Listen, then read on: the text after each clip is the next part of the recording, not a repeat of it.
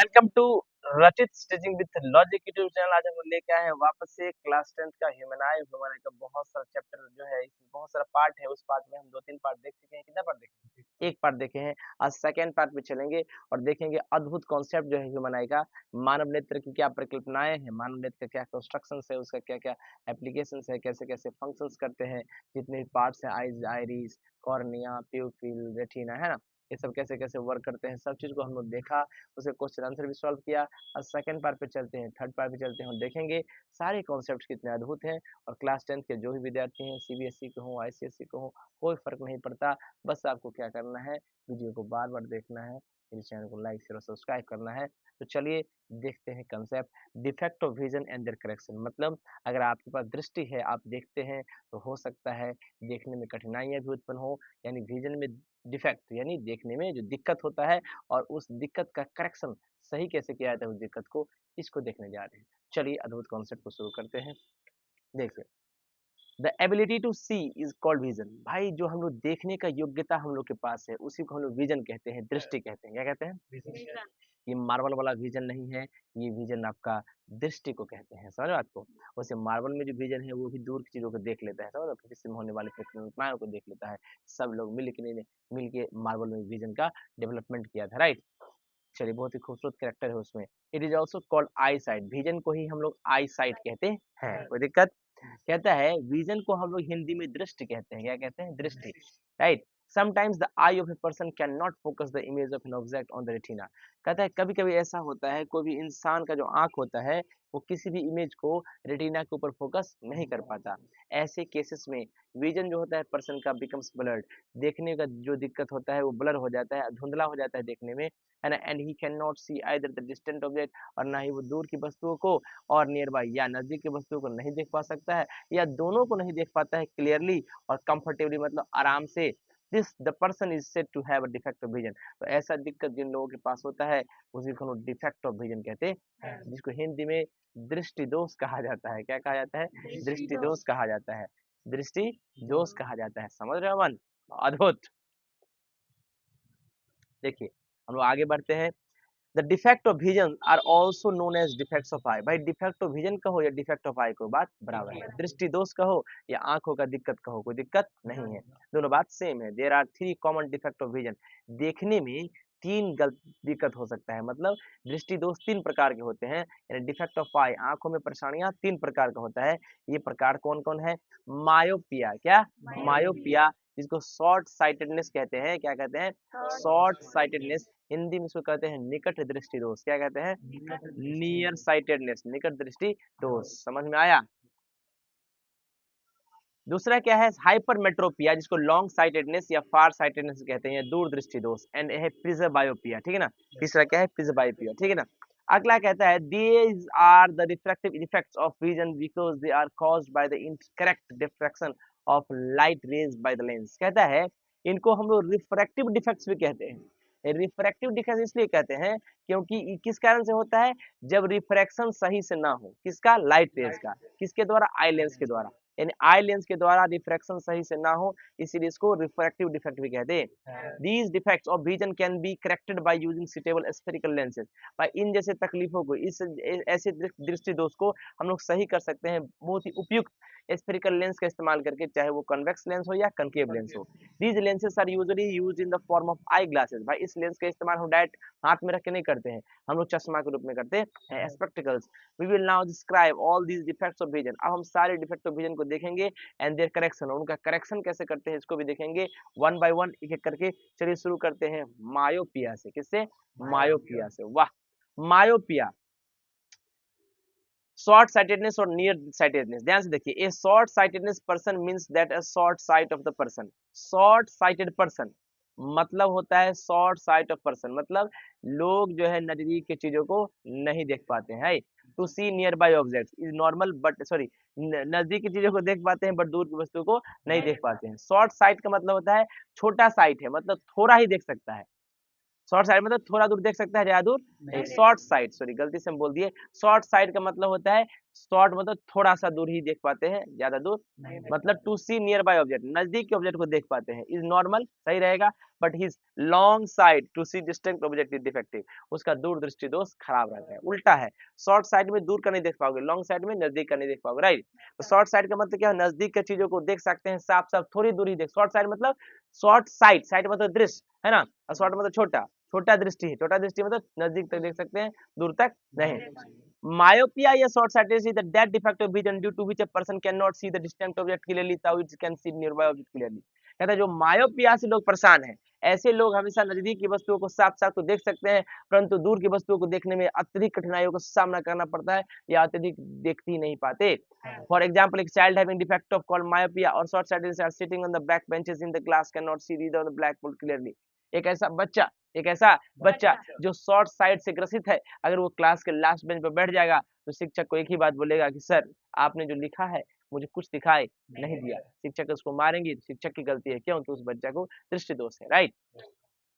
Now he can read his book comfortably, अपना किताब को तो अच्छे से पढ़ सकता है वो, लेकिन दूर की ब्लैक बोर्ड पे, व्हाइट बोर्ड पे लिखी हुई चीजों की, या दूर पे लिखा हुआ ये दूर से कोई चीज हो उसको देख नहीं सकता। The far point of I suffering from myopia is less than infinity.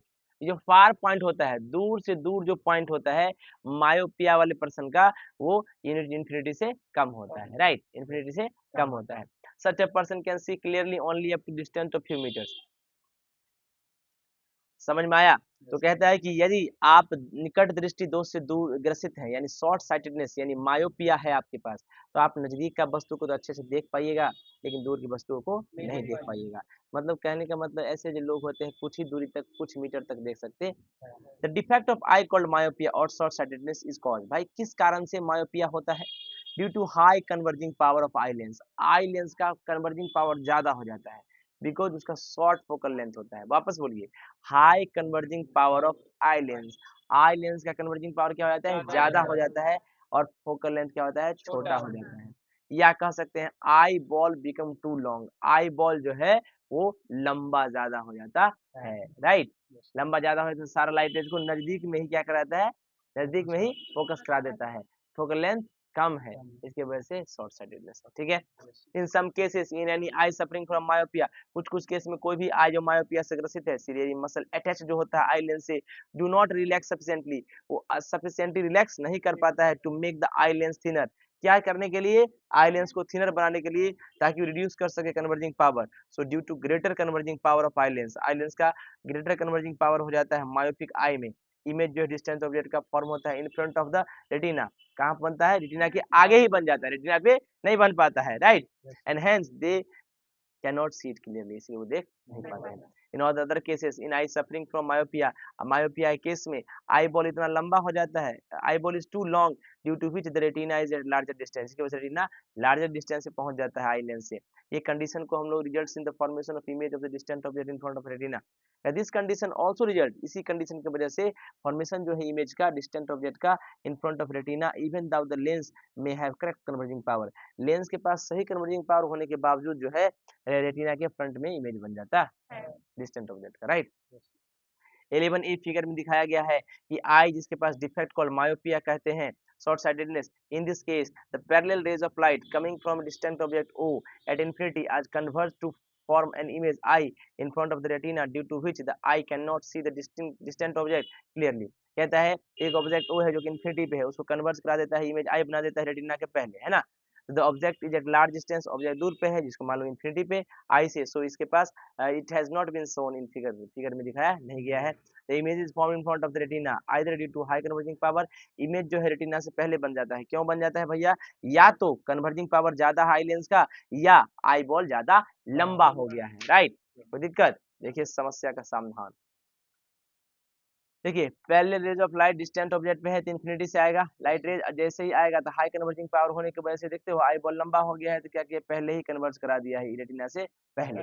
The far point of eye having myopia is at infinite point F which is less than infinity, far point जो है F पे होता है, F पे होता है मतलब फार point जो होता है ना किसका, मायोपिया वाले का, एफ पॉइंट पे होता है which is less than infinity, जो 11 बी में दिखाया गया है, ये मान लो इन्फिनिटी से पहले ही है, इन्फिनिटी पे इसका फार पॉइंट नहीं होता है, ठीक है। प्लीज नोट दैट रेज जो है लाइट का coming from the persons far point F, मान लो यहाँ से लाइट रेज आ रहा है, right, can just be focused on by his eye on the retina as shown in figure 11b। ये ऐसे फोकस होना चाहिए रेटिना पर अगर एफ से आ रहा है क्या लाइट रे, सही बात है। दिस मीन्स दैट अगर distant object can be made to appear as it if it were the far point F on this eye, तो कहते अगर मान लो डिस्टेंट ऑब्जेक्ट है और उसको आपको दिखाना है कहाँ पे, आई पे, then the eye can see it clearly, the eye उसको देख सकता है। This is done by putting a concave lens. कब देख सकता है, यदि आप यहाँ पे कनकेव लेंस डाल सकते हैं। क्या डालते हैं, कनकेव लेंस डाल दीजिएगा, है ना, इन फ्रंट ऑफ द आई, तो उससे क्या हो जाएगा, कन्वर्जिंग पावर जो ज्यादा था वो कम हो गया, ठीक ना, कोई दिक्कत। देखिए डाल दिया, डालने से क्या हो गया, देखो ये एफ पॉइंट से आ रहा है राइट रेज, यहाँ से क्या हुआ, यहाँ से टकरा के कन्वर्ज हुआ रेटिना पे। मायोपिया ये शॉर्ट साइटेडनेस जो होता है, near sightedness, corrected by using spectacled, चश्मा से ठीक किया जाता है। कौन सा चश्मा, जिसमें कनकेव लेंस हो।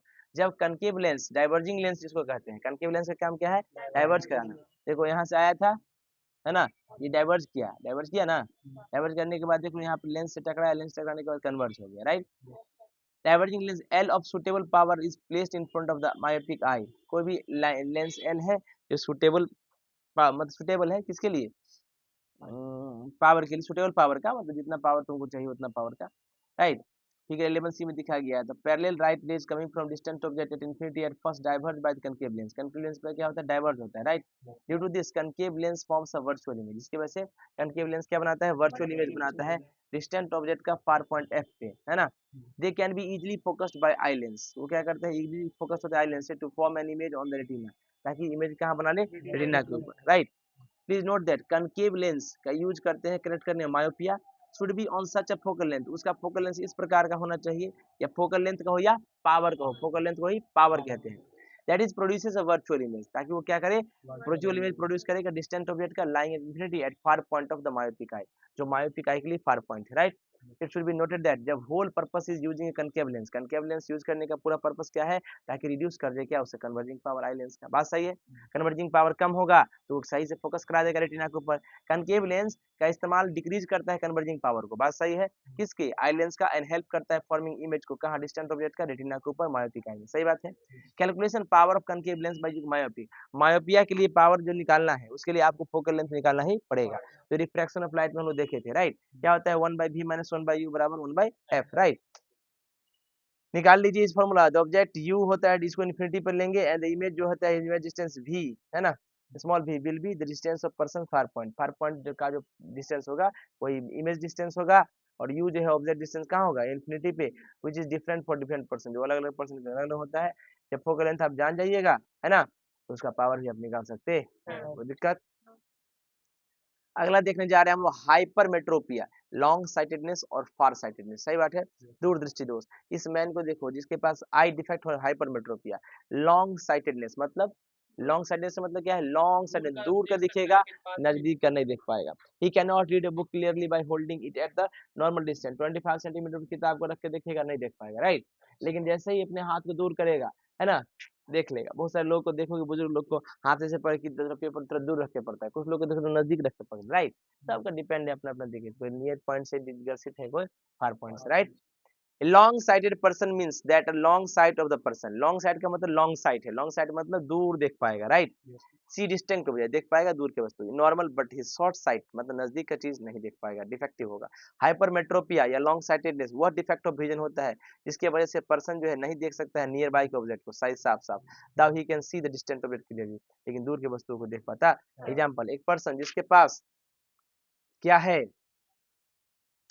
डिफेक्ट है, कौन सा डिफेक्ट है भैया, हाइपरमेट्रोपिया है, क्या है ना, can not read a book, can not read a book, can not read a book clearly और comfortably, though he can read a number of a distant bus clearly. लेकिन बहुत सारा बस जो जा रहा है दूर से उसको देख लेगा, देखो पीला रंग का बस है, लेकिन नजदीक में उसे क्या रखा है पता नहीं, राइट।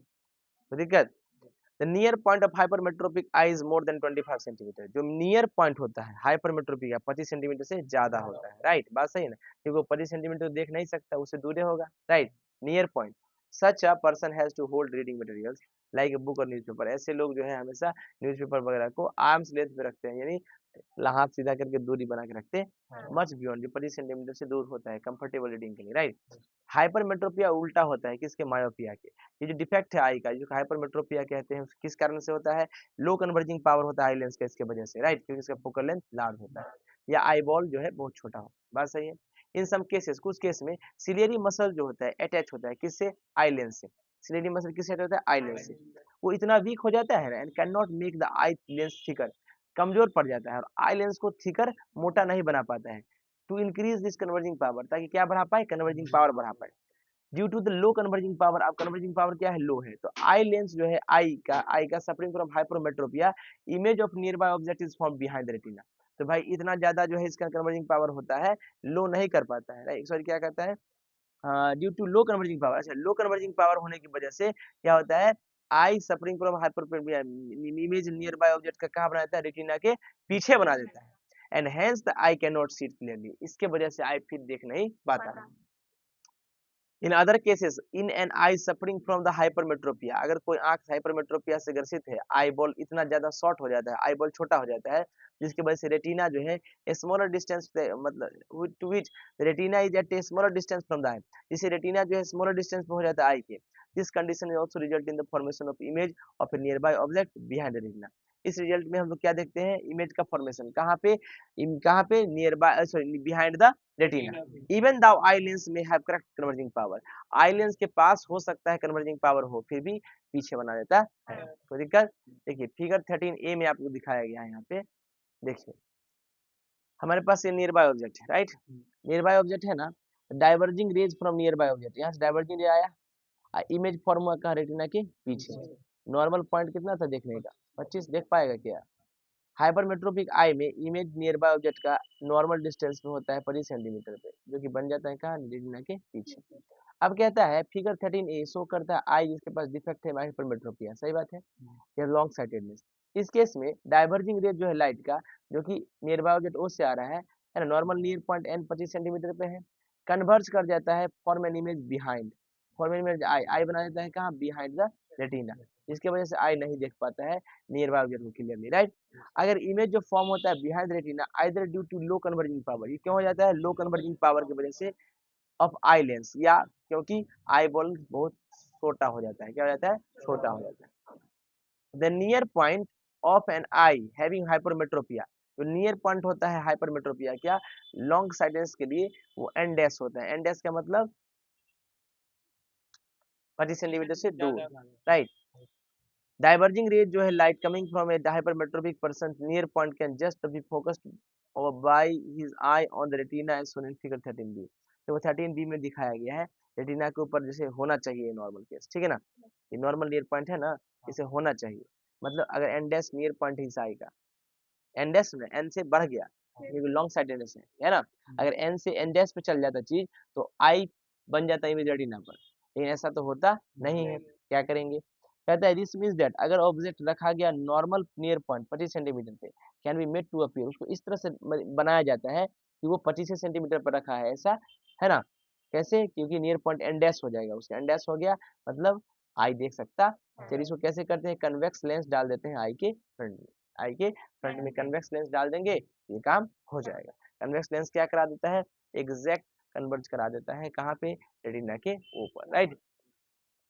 देखिए हाइपरमेट्रोपिया या लॉन्ग साइटेडनेस या फार sightedness is corrected by using spectacles containing convex lens, convex lens से क्या किया जाता है, उसको ठीक किया जाता है, बात सही है। जब एक convex lens converging lens L suitable होता है, पावर का is placed in front of the hypermetropic eye, कहाँ, hypermetropic eye, as shown in figure 13C, then the diverging rays of light coming from the nearby object at 25 cm are first converged by this convex lens। सबसे पहले क्या होता है, ये जो converging lens डालेंगे, converging lens कहाँ डालेंगे, आई के सामने, राइट, तो ये जो डाइवर्जिंग रेज है इसका लाइट का coming from near by object है ना, पहले कन्वर्ज होगा कन्वेक्स लेंस के द्वारा, राइट। ड्यू टू दिस इसके वजह से क्या होगा, कन्वेक्स लेंस फॉर्म करेगा एक virtual image nearby object का, जो कि lying at normal near point N पे है, right, near point N dash of the hypermetropic eye. तो क्या करेगा, पहले वो कन्वर्ज करा देगा, right, since the ray of light now appear to be coming from this eyes at near point and dash, उसको ऐसा लगेगा ना eyes को कि एंड डैश ही उसका नियर पॉइंट और वहां से वो आ रहा है। अगर एंड डैश से आ रहा है तो एग्जैक्ट देख ही लेगा, राइट। चलिए, दे can be easily focused by the eye lens, तो आई लेंस को क्या करता है, इजिली फोकस कर देता है। एंड डैश पर, एंड डैश को कैसे लगता है कि एंड डैश पर है, क्योंकि उसके अंदर कन्वर्जिंग लेंस डाल दिए, right, to form an image on retina. सही बात है। Please note that convex lens जो है यूज किया जाता है करेक्ट करने के लिए क्या, हाइपरमेट्रोपिया या लॉन्ग साइटेडनेस। क्यों, should be of such a focal length, उसका फोकल लेंथ या पावर इस तरह का होना चाहिए कि वो फॉर्म कर दे एक वर्चुअल इमेज किसका, ऑब्जेक्ट का, जो कहाँ रखा है, नॉर्मल नियर पॉइंट 25 सेंटीमीटर पे, है ना, जो कि होता है क्या है, एन डैश, हाइपरमेट्रोपिक आई के लिए। बात सही है। नॉर्मल होता है एन, लेकिन हाइपरमेट्रोपिक के लिए एन डैश होता है। कन्वर्जिंग लगाएंगे लेंस, एन डैश ही उसका नियर पॉइंट हो जाएगा, इमेज रेटिना पे बना देगा, राइट। कन्वर्जिंग पावर क्या कर देगा, लो कर देगा। बात सही है, बात सही है ना। चलिए, it should be noted that, ये नोट करने वाली बात है कि पूरा पर्पस क्या है कन्वेक्स लेंस का यूज करने का यहाँ पे, ताकि इंक्रीज करा दे कन्वर्जिंग पावर, क्या, सॉरी, कन्वर्जिंग पावर क्या करा दे, इंक्रीज करा दे, क्या करा दे, कन्वर्ज कराने। उसमें क्या था, कन्वर्जिंग पावर ज्यादा था तो लो करना था, इसमें कन्वर्जिंग पावर कम है तो क्या करना है, हाई करना है, किसका, आई लेंस का। तो हम लोग क्या देखे, मायोपिया के अंदर क्या देखे, कन्वर्जिंग पावर क्या था, ज्यादा था, तो अगर हम लोग लगाए कनकेव लेंस तो क्या किया, कन्वर्जिंग पावर को कम कर दिया, सही जगह पे कन्वर्ज करा दिया। सही बात है। यहाँ पे क्या है, जब हाइपरमेट्रोपिया है तो कन्वेक्स लेंस क्या करेगा, कन्वर्जिंग पावर को बढ़ा देगा आई लेंस का, राइट। तो कन्वेक्स लेंस स्पेक्टिकल्स में इंक्रीज कर देगा कन्वर्जिंग पावर और हेल्प करेगा इमेज को बनाने में। ठीक है, कैलकुलेशन जो है पावर का वही फॉर्मूला यूज करेंगे, 1/v minus 1/u 1/f, focal length निकल जाएगा तो हम लोग क्या निकाल लेंगे, बोलिए, पावर निकाल लेंगे, क्योंकि पावर पावर क्या होता है, 1/f। ठीक है ना, बताते हैं, सब फॉर्मूला आएगा। ठीक है ना, पावर इक्वल्स टू क्या होता है, 1/f, पावर इक्वल्स टू 1 बाय फोकल लेंथ, राइट। तो 1/f में यानी फोकल लेंथ निकाल लीजिए, पावर निकल जाएगा। सही बात है। अब देखिए ध्यान से,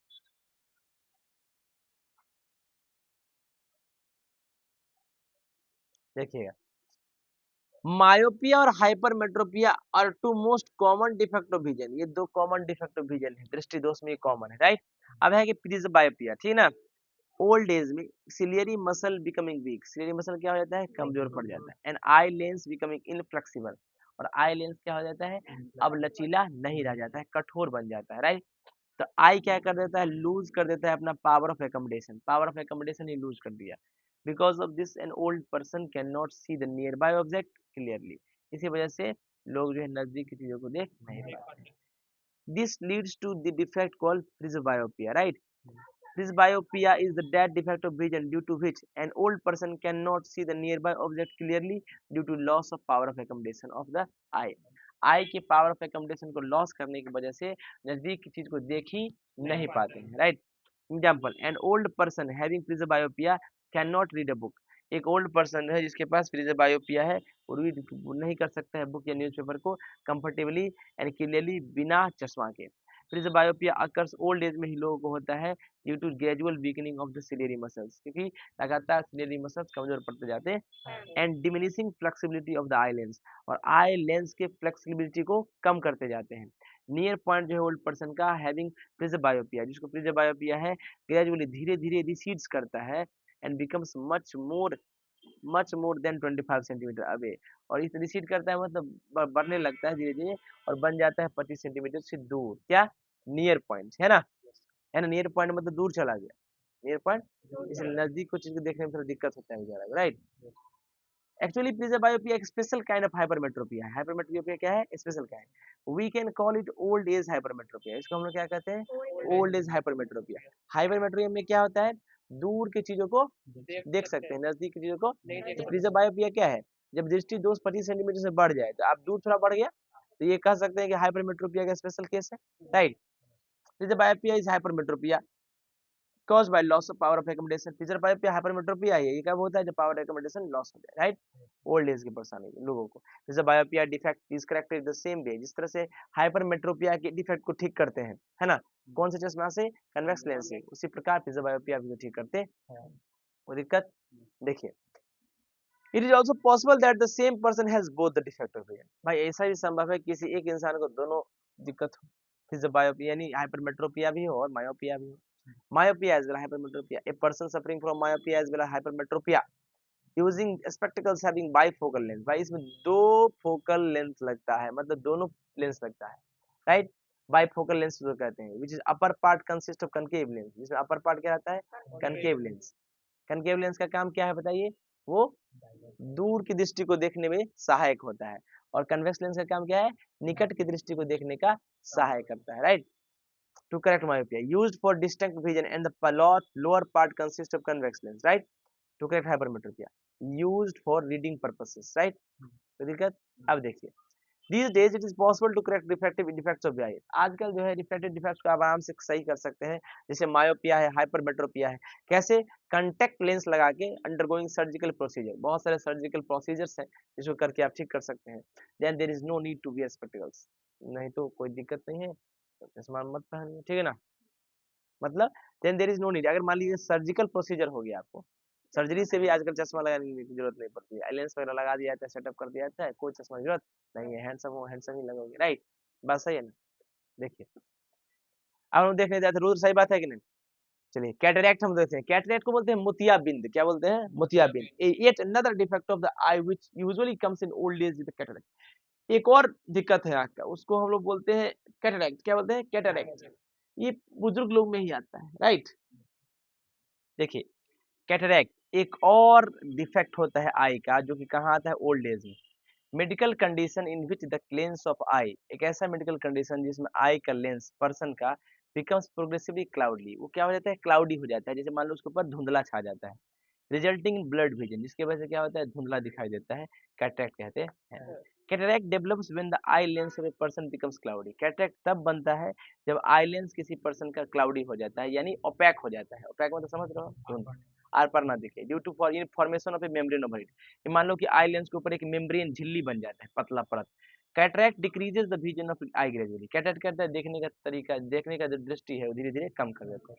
it can even lead to a total loss of the vision of eye, हो सकता है वो आदमी पूरा अंधा हो जाए।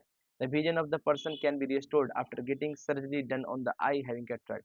कहता है अगर किसी इंसान को इस तरह का बीमारी है ना, तो सर्जरी किया जाता है, सर्जरी ठीक हो जाते हैं। हाँ, opaque lens is removed from the, जो उसके ऊपर ओपेक लेंस लग गया है कवर आई पर्सन के आई पर, सर्जिकल ऑपरेशन करके एक नया आर्टिफिशियल लेंस जो है इंसर्ट कर दिया जाता है उसके जगह पे। Please note that I defect, जिसको कैटरेक्ट कहते हैं, can not be corrected by any type of spectacled lens, इसको किसी चश्मा से ठीक नहीं किया जा सकता।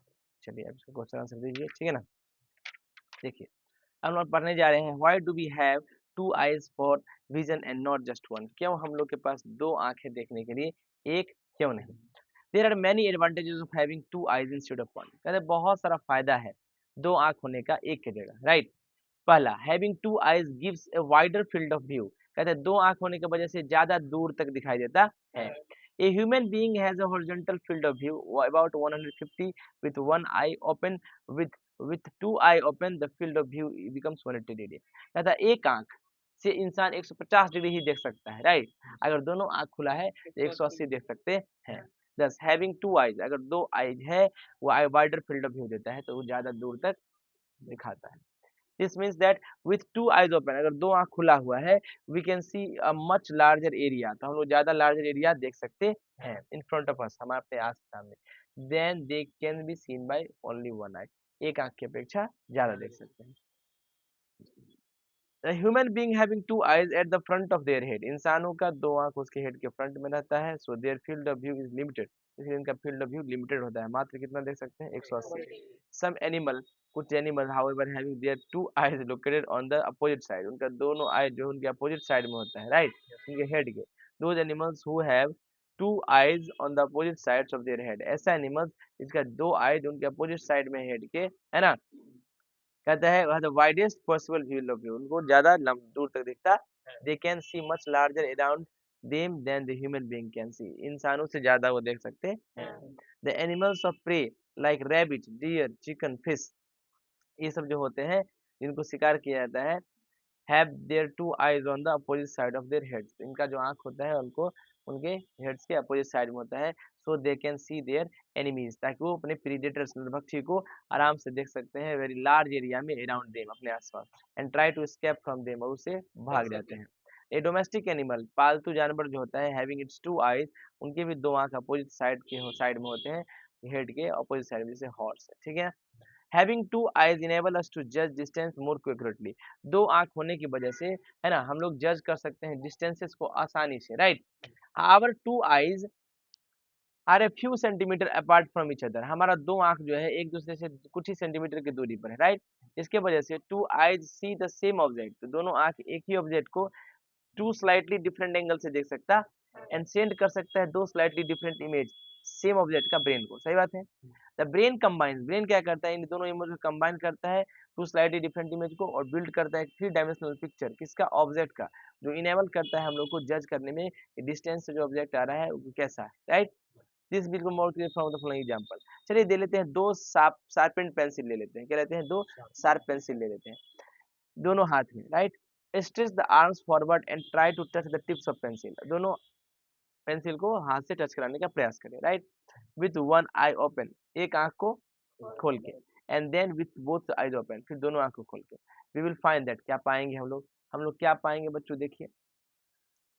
It is difficult to touch the tips of two pencil with one eye, एक आंख से पेंसिल को टच कराने में दिक्कत होगा, right. But it is much more easy with both the eyes open, लेकिन दोनों आंख ओपन रहेगा तो आसानी से कर सकते हैं, राइट। ऐसा इसलिए होता है कि वी कैन जज the distance of the pencil tip के विथ डिस्टेंस को मोर एक्यूरेटली हम लोग कंपेयर कर सकते हैं। ह्यूमन बीइंग, इंसान या सारे जानवर जिसके पास दो आईज होते हैं फ्रंट में हेड्स के, are said to have stereoscopic vision, इसको स्टेटोस्कोपिक विजन कहते हैं, यानी स्टेरोपिस कहते हैं, stereopsis which gives the perception of depth, जो परसेप्शन देता है डेप्थ का, ठीक है। देखते हैं, it is difficult to touch the tips two pencils with one eye, एक आंख खोल के आप पेंसिल टच नहीं करा सकते। टाइगर एक प्रेडेटर है, इसके पास दो आईज है फ्रंट ऑफ हिज हेड्स के, राइट। तो दिक्कत आई, कहता है सारे predators, all the predators like tiger, lion, है ना, have their eyes at the front of their head, उनका आंख क्या रहता है, हेड के फ्रंट में रहता है, सो दे कैन जज the distance of their prey, वो प्रे का डिस्टेंस एक्यूरेटली और कैच कर लेते हैं आसानी से, right. The gift of vision, there are millions of blind people, बहुत सारे ब्लाइंड पीपल हैं हमारे कंट्री में, right. Who can not see it all, जो मतलब हमेशा देख नहीं सकते हैं, मतलब जिसको जो नहीं देख सकते हैं। The eye sight of most of these blind people can be restored if they are given the eyes donated by the other persons after their death, कहता है इन सारे लोगों को जो है आई साइट वापस से आ सकता है अगर इनके जगह दूसरा आंख लगा दिया जाए, राइट। और ये कौन देगा, जो लोग डेथ हो जाते हैं, जो मर जाते हैं, वो अपना आई डोनेट कर दे तो, ठीक है। इस तरीका से हमारा आई जो है live even after our death, हमारा आंख जो है हमारे मरने के बाद भी जिंदा रहेगा। इनफैक्ट वास्तव में our eye two eyes can give eyesight to two blind persons, हमारा आंख जो है ना, दो मतलब अंधे आदमी को आंख दे सकता, ईच गेटिंग वन, अगर दोनों की एक आंख दे दे तो, and make them see this beautiful world, और उनको एक खूबसूरत दुनिया देखने को मिल जाएगा। Some of the important points to be noted about the donation of eyes are following, eyes को आप कैसे डोनेट कर सकते हैं, इसके लिए कुछ पॉइंट्स को देखिए। Any person of any as और सेक्स, कोई भी पर्सन हो, किसी भी उम्र की, किसी भी सेक्स के हो, मेल हो या फीमेल, आइज को डोनेट कर सकते हैं। पीपल हु वियर स्पेक्टिकल, जो लोग चश्मा पहनते हैं या हैव अंडरगॉन कैटरेक्ट ऑपरेशन, या कैटरेक्ट ऑपरेशन भी उनको हो गया है, वो भी आइज डोनेट कर सकते हैं। Even the person having elements such as diabetes, अगर किसी इंसान के पास डायबिटीज है, हाइपरटेंशन है, अस्थमा है, ये सब भी आई डोनेट कर सकते हैं। But they should not have any communicable disease, लेकिन उनको कोई कम्युनिकेबल डिजीज ना होना चाहिए। The person who be infected with died because of disease, अगर कोई इंसान किसी बीमारी से मरा है या मरा है तो उसके पास ये बीमारी था, जैसे AIDS, hepatitis B, C, rabies, leukaemia, tetanus, cholera, meningitis, है ना, encephalitis, however can not donate eye, ये लोग आई डोनेट नहीं कर सकते। After the death of a person, इंसानों की मृत्यु के बाद जो रजिस्टर्ड होते हैं आई डोनेशन के लिए, eye bank should be informed, eye bank को तुरंत इमीडिएटली इन्फॉर्म करें। This is because eye must be remove within 4 से 6 घंटा के अंदर ही इंसानों की मृत्यु के बाद आईज को निकाला जाना चाहिए। Doctors of the eye bank team will remove the eyes, वो आके घर पे और होम पे डेड पर्सन के आईज रिमूव कर लेंगे। It takes only 10 to 15 minute, और 10 से 15 मिनट ही लगता है। There is no disfigurement of the face of the eye process, इस प्रोसेस में फेस पे कोई नुकसान नहीं होता है। The eye bank distributes the donated I to various eye hospital, तो ये क्या करता है, आई हॉस्पिटल को मिलता है, where these are transplanted in the blind people, जो ब्लाइंड पीपल को ट्रांसप्लांट किया जाता है सर्जिकल ऑपरेशन के द्वारा। Those donate eyes which are not suitable for transplantation, those donated eye जो कि सुटेबल नहीं है ट्रांसप्लांटेशन के लिए are use for doing research. अगर कोई सुटेबल नहीं है तो रिसर्च के लिए चला जाता है, टीचिंग पर्पस के लिए मेडिकल कॉलेज वगैरह में, right. We can even today, हम लोग आज भी make a pledge in writing with the eye bank of our area, हम लोग क्या करेंगे, हमारे एरिया का जो आई बैंक है उसको जो है क्या करेंगे, please in writing forbid, God forbid when ever, मतलब उनको क्या करेंगे, सम्मान करेंगे, उनको लिख के देंगे या बुलाएंगे, ठीक है ना। ये वह कहता है गॉड फॉरबिड, भगवान न करे, whenever we die our eyes should be removed and given to the blind person to light up their dark world. कहता है कि भगवान न करे किसी का आंख खराब हो, लेकिन अगर किसी का आंख खराब है ब्लाइंड पर्सन का, तो हम लोग अगर आंख दे दें उनको, ये अंधेरी दुनिया को देख सकते हैं, राइट।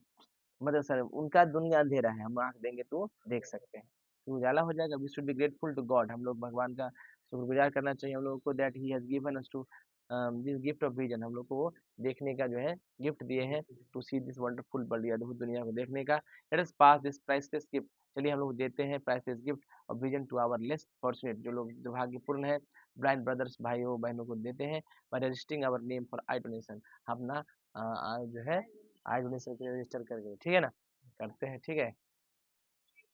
चलिए इसके आगे बढ़ते हैं और देखते हैं कंसेप्ट क्या है अगला। आइए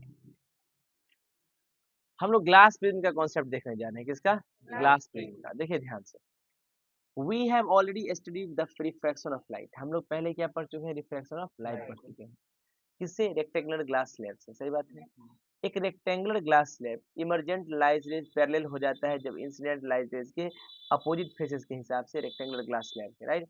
रेक्टेंगुलर ग्लास स्लैब है, ये इंसिडेंट रे है, बाद में ऐसे रिफ्लेक्शन करता है और फिर से क्या हो जाता है, इसके पैरेलल हो जाता है, बात सही है।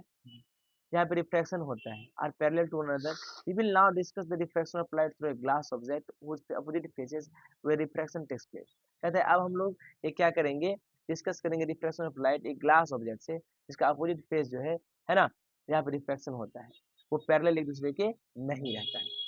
ट्रायंगुलर ग्लास प्रिज्म इस तरह का एक ऑब्जेक्ट है, क्या है, ट्रायंगुलर ग्लास प्रिज्म जिसका अपोजिट फेस पैरेलल नहीं रहता है। Triangular glass prism is shown in figure 19a में दिखाया गया है, right. The triangular glass prism is transparent object, जो कि ट्रांसपेरेंट ऑब्जेक्ट है, आर पार जिसके देख सकते हैं, जो कि ग्लास से बनता है, जिसका दो ट्रायंगुलर एंड्स होता है और 3 रेक्टेंगुलर साइड्स होता है, दो ट्रायंगुलर एंड्स होता है और 3 रेक्टेंगुलर साइड्स हो जाता है, और up rectangular faces. Please note that the opposite faces जो होता है ट्रायंगुलर प्रिज्म का, वो भी पैरेलल नहीं रहता है एक दूसरे को। एग्जांपल फिगर 19a में देखिए, अपोजिट फेसेस जो है ग्लास प्रिज्म का f1 और f2 है, जो कि पैरेलल नहीं है, जहाँ पे रिफ्रैक्शन होता है, are not parallel to one another, they are inclined at an angle to one another, ये कुछ ना कुछ एंगल पे इंक्लाइंड होते हैं, तो दिक्कत देखिए, the angle between its opposite faces is called the angle of the prism, इसके अपोजिट फेस के बीच में जो एंगल होगा वही एंगल किसका कहलाएगा, प्रिज्म का। 19a एंगल QPR, देखो एंगल QPR एंगल जो है प्रिज्म का है। Though actual triangular glass prism looks like that shown in figure 19a, ऐसे ही दिखता है, बट कन्वीनियंस के लिए, सुविधा के लिए हम ड्रॉ करते हैं ग्रे डायग्राम, तो ट्रायंगुलर ग्लास प्रिज्म रिप्रेजेंट किया जाता है ड्राइंग ट्रायंगल के द्वारा, जो फिगर 19b में दिखाया गया है, नहीं। चलिए अब कहता है, please note that triangular glass prism को हम लोग ग्लास प्रिज्म ही कहते हैं, और कभी कभी जस्ट प्रिज्म कह देते हैं, कोई दिक्कत। चलिए as we will study after a while, जैसा कि हम पढ़ेंगे कुछ देर बाद, refraction of light on passing through a glass prism is different from that in glass slab. Refraction of light जो होता है जब पास कराते हैं किससे, ग्लास प्रिज्म से, अलग होता है ग्लास स्लैब से, ग्लास स्लैब जो रेक्टेंगुलर था उससे अलग रिफ्रैक्शन होगा। ऐसे इसलिए कि refraction through the glass slab emergent ray parallel हो जाता था इंसिडेंट रे के, लेकिन रिफ्रैक्शन जब करेंगे ग्लास प्रिज्म से, इमर्जेंट रे पैरेलल नहीं होगा किसके, इंसिडेंट रे के, राइट। इमर्जेंट रे लाइट का ग्लास प्रिज्म में not parallel to the incident ray of light because opposite face जो है ग्लास प्रिज्म का पैरेलल एक दूसरे के नहीं होता है, इसलिए ग्लास प्रिज्म में रिफ्रैक्शन के पहले और रिफ्रैक्शन के बाद लाइट पैरेलल नहीं होता है, राइट। एक्चुअली रिफ्रैक्शन जो होता है ग्लास प्रिज्म से, इमरजेंट रे डेविएट कर जाता है अपने ओरिजिनल डायरेक्शन से कुछ एंगल पे, राइट, और हम कहते हैं कि लाइट रे डेविएट हो गया जब पास किया ग्लास प्रिज्म से। हम स्टडी करते हैं refraction of light the glass prism is some detail में, राइट। देखिएगा कहता है refraction of light through a glass prism, अब रिफ्रैक्शन ऑफ लाइट देखने जा रहे हैं ग्लास प्रिज्म के द्वारा। जब लाइट रे, जब क्या होता है, लाइट रे पास करता है ग्लास प्रिज्म से, तो रिफ्रैक्शन होगा, बेंडिंग होगा लाइट का, राइट। तो देखिए क्या कहता है कि जब रिफ्रैक्शन होगा ना इंसिडेंट लाइट का, when it enters the prism as well as when it leaves the prism, जब ये प्रिज्म में एंटर करेगा या प्रिज्म को जब छोड़ेगा तो दोनों जगह रिफ्रैक्शन होगा, राइट। रिफ्रैक्टिंग सरफेस PQ है और रिफ्लेक्टिंग सरफेस PR, राइट, क्योंकि यहाँ घुस रहा है, यहाँ से निकल रहा है। प्रिज्म का आर नॉट पैरेलल, ये पैरेलल है क्या? देयरफॉर इमर्जेंट रे और इंसिडेंट रे पैरेलल नहीं है दूसरे के, तो इन केस ऑफ रे ऑफ लाइट जब डेविएट होता है पास करने पर, ठीक है, प्रिज्म के, चलिए देखते हैं कैसे। ये फिगर 20 में ग्लास प्रिज्म PQR है, इसको क्या रखा गया है? QR बेस है, रे ऑफ लाइट AB है ना, इंसिडेंट हुआ, कहाँ इंसिडेंट हुआ? फेस पे, किसका? PQ के फेस पे, राइट।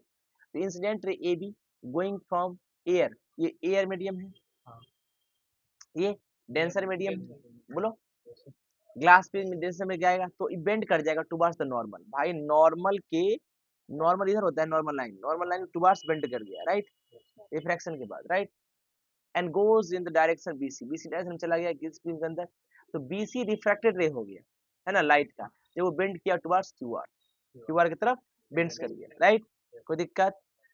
प्रिज्म के when the light ray BC traveling in the glass prism, जब ये लाइट रे ग्लास प्रिज्म के अंदर ट्रेवल किया, prism comes out in the air, फिर एयर में आ गया पॉइंट C से, पॉइंट C से कहाँ आ गया? एयर में आ गया, राइट, फिर रिफ्रैक्शन किया होगा, फिर से रिफ्रैक्शन हुआ होगा, since the ray BC is going from glass denser medium to, फिर रेयर मीडियम चल गया होगा, रेयर मीडियम में चला गया होगा डेंसर से, समझ रहे बाबू? चलिए डेंसर समझते हो, रेयर समझते हो? अब कहता है, ध्यान से देखिएगा, so it bends away from the normal, एक बार क्या हुआ, जब पहला बार ये रेयर से डेंसर में गया तो टुवर्ड्स द नॉर्मल रिफ्रैक्शन हुआ, अब जब डेंसर से रेयर में गया तो अवे फ्रॉम द नॉर्मल हो गया, right, goes along direction CD in the form of emergent रे, को फॉर्म में निकल गया, जब निकल जाता है तो इमर्जेंट रे बन जाता है। हियर आल्सो इमर्जेंट रे जो है लाइट का CD bend towards the base Q, वो भी QR की तरफ बेंड किया, राइट।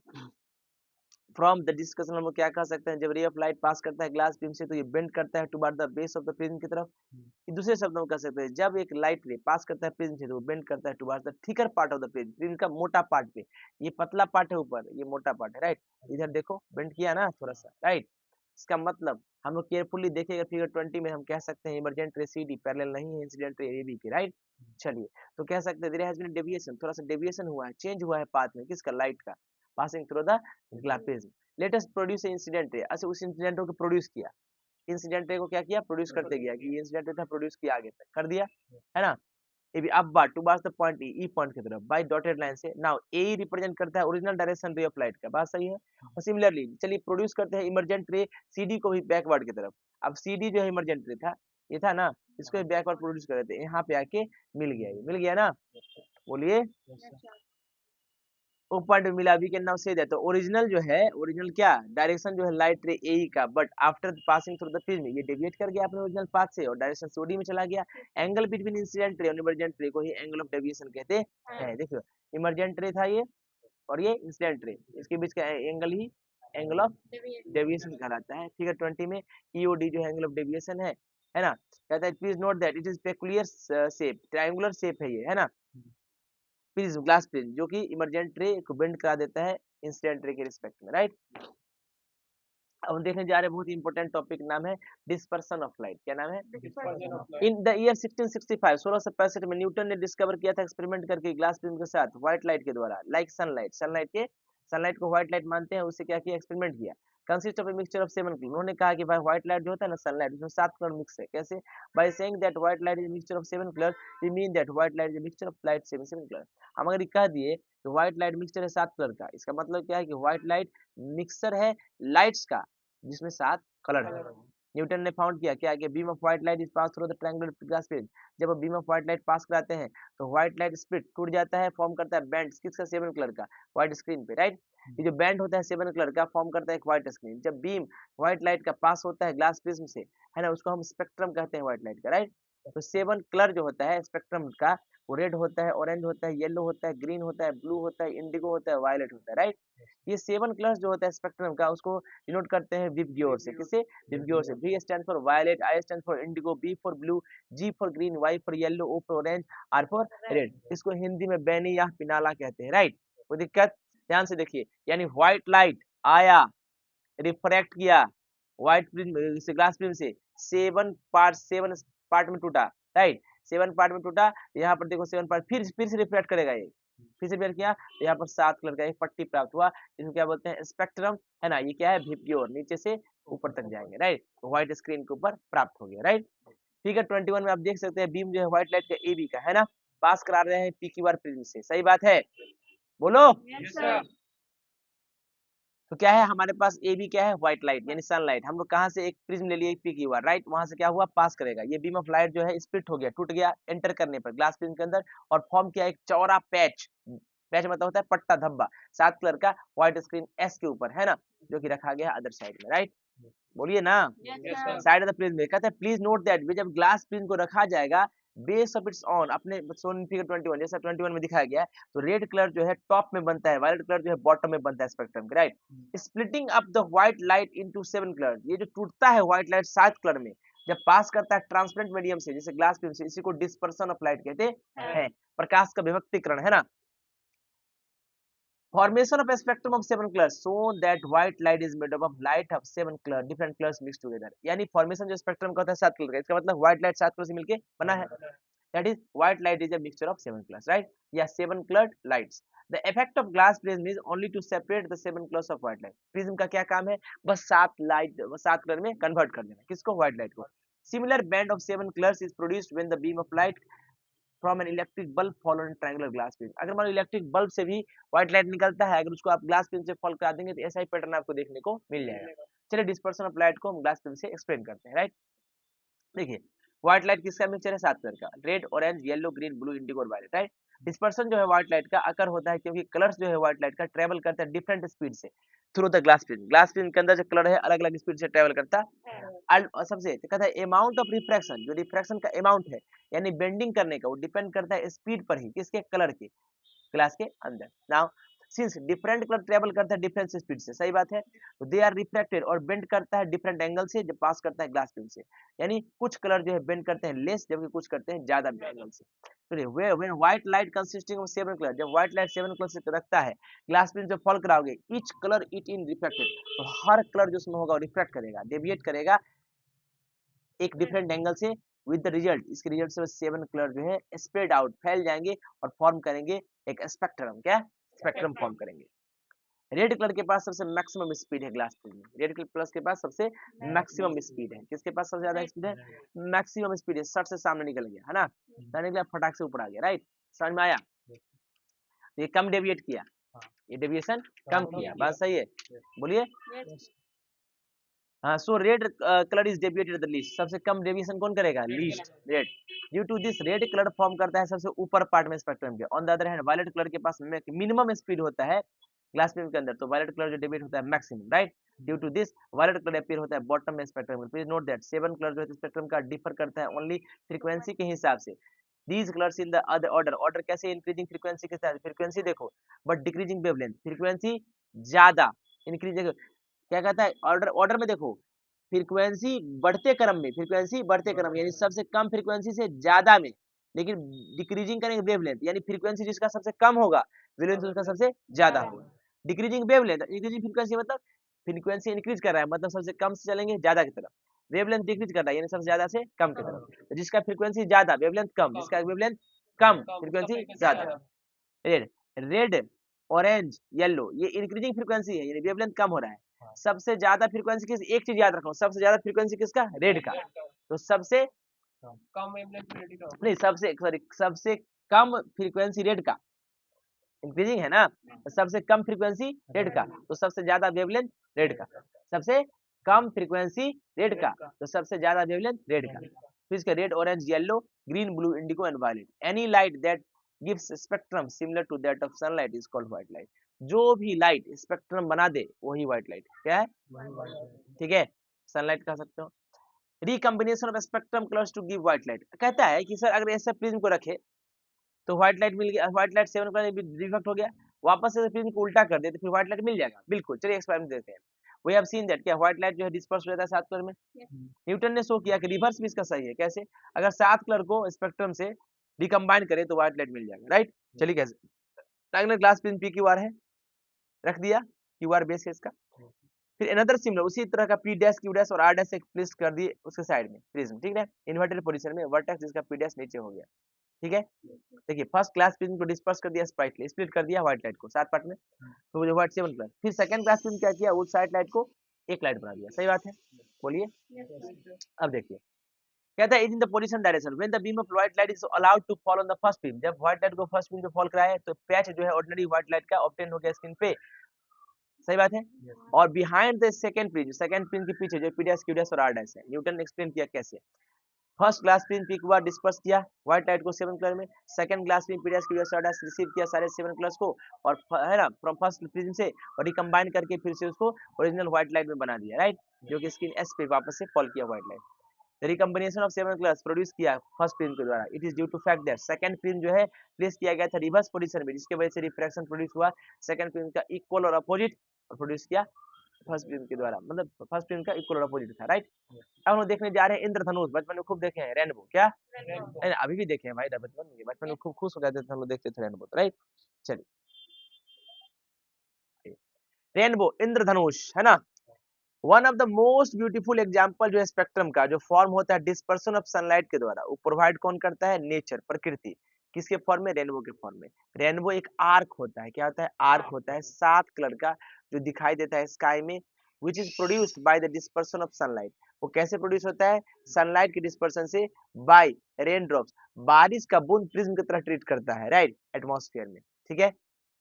द रेनबो वायुमंडल में कौन करता है, बारिश की बूंद ही प्रिज्म की तरह ट्रीट करता है। कहता है रेनबो इज एक्चुअली एक नेचुरल स्पेक्ट्रम है सनलाइट का स्काई में। Rainbow is formed in the sky, rainbow sky में फॉर्म होता है जब सन जो है शाइन करता है और raining at the same time, सूरज भी खिला हुआ है, यानी सूरज की रोशनी भी है, उसी समय बारिश भी हो रहा है। वी कैन सी रेनबो जो है if we stand with our back towards the sun and the rain in forest of us. कहता है हम लोग कब देख सकते हैं रेनबो को, अगर हम खड़ा हो जाएंगे, कैसे, हमारा बैक जो है, पीठ जो है सन की तरफ हो, और एंड रेन जो है हमारे सामने हो, सूरज पीछे रेन सामने, ठीक है, तो हमको रेनबो दिखाई देगा। Rainbow is always formed in direction opposite to that of sun, सूरज के हमेशा अपोजिट में रेनबो बनता है। रेनबो प्रोड्यूस होता है डिस्पर्सन ऑफ व्हाइट सनलाइट के द्वारा, रेन ड्रॉप्स के बाय, किसके द्वारा, डिस्पर्सन ऑफ व्हाइट लाइट का रेन ड्रॉप्स के द्वारा, या वाटर ड्रॉप्स के द्वारा, एटमॉस्फेयर में जो रहता है, क्योंकि बारिश के समय बहुत सारे वाटर ड्रॉपलेट्स आसमान में सस्पेंडेड रहते हैं, right. Each rain drop acts as a tiny glass film, छोटा छोटा जो बूंद होता है बारिश का, वो सब ग्लास फिल्म की तरह ट्रीट करता है, स्प्लिटिंग द सनलाइट, सनलाइट को तोड़ देता है स्पेक्ट्रम में। This will become more clear from the following discussion. देखिए कैसे रेन ड्रॉप तो दिख रहे हैं आप लोग, ये sorry rainbow. The raindrop in the atmosphere act like many small film. Raindrop small film की तरह ट्रीट करता है, जैसे white sunlight enter करता है ना, leaves this in raindrops और water drops. White sunlight enter करता है ना, leaves these raindrops और water drops. इसको जब मतलब इसके अंदर घुस के निकलता है, तो वेरियस कलर जो है रेज का प्रेजेंट होता है, व्हाइट लाइट का रिफ्रैक्ट हो जाता है डिफरेंट अमाउंट में, जिसके वजह से आर्क जो है 7 कलर का, जिसको रेनबो कहते हैं, फॉर्म हो जाता है, राइट बात है। फॉर्मेशन जो है रेनबो का can be explain with the help of diagram, diagram से दिखाया गया फिगर 25 में। Ray of white sunlight A B है, ray of white sunlight A B है, सूर्य से आ रहा है, एंटर करता है रेन ड्रॉप में जो कि बी है, एक रेन ड्रॉप बी के पास एंटर करता है रेन ड्रॉप के किनारा पे, राइट, एंड अंडरगोज रिफ्रैक्शन, और रिफ्रैक्ट किया क्योंकि ये ग्लास प्रिज्म के रिफ्रैक्ट किया, dispersion to form spectrum, spectrum बना दिया 7 कलर का, इस spectrum undergo total internal reflection, अब ये अंदर में ही एक और बार और रिफ्लेक्शन करेगा, जो TIR कहते हैं, टोटल इंटरनल रिफ्लेक्शन, अंदर में ही रिफ्लेक्शन करेगा, रिफ्लेक्शन सॉरी क्या करेगा, क्योंकि ये एक स्क्रीन की तरह ट्रीट करेगा। तो देखो ये रिफ्रैक्ट नहीं हुआ, रिफ्लेक्ट हुआ है, ये देखो रिफ्रैक्शन अंदर गया, 7 पट्टी हुआ, अंदर में स्क्रीन की तरह ट्रीट किया, रिफ्लेक्ट करा दिया लाइट को यहाँ पे, अब फिर यहाँ से रिफ्लेक्ट किया, है ना, at point C within the rain drop के अंदर रिफ्लेक्शन किया, फाइनली रिफ्रैक्टेड, फिर अंत में रिफ्लेक्ट हुआ डी पॉइंट से, बात सही है। This spectrum produce by rain drops, ये स्पेक्ट्रम कौन प्रोड्यूस किया, रेन ड्रॉप, एटमॉस्फेयर में is seen from the earth, जो अर्थ से देखा जा सकता है। The red color of a spectrum appears at the top of the rainbow, red colour जो है वो सबसे ऊपर नजर आ रहा है ना, रेड कलर का वेवलेंथ सबसे ज्यादा होता है, फ्रीक्वेंसी सबसे कम होता है ना, rainbow whereas violet colors appears at its bottom, violet colour का है बॉटम में। फॉर्मेशन जो है 7 कलर का रेनबो का स्काई में शो करता है, व्हाइट सनलाइट कंसिस्ट करता है मिक्सचर किसका, 7 कलर का। अब हम कह सकते हैं कि रेनबो सनी डे में if we look through a spray और वाटर फ्रॉम अ फाउंटेन, हम लोग अगर फाउंटेन से स्प्रे करें वाटर, तो सनी डे में भी आप देख सकते हैं सन बिहाइंड होना चाहिए, उससे सन क्या होना चाहिए, बिहाइंड होना चाहिए। आप लोग यहाँ तक सॉल्व कीजिए, इसके आगे मिलते हैं अगले लेक्चर में, तब तक के लिए bye, see you tomorrow, thank you so much, please like share subscribe my channel, thank you, thanks a lot.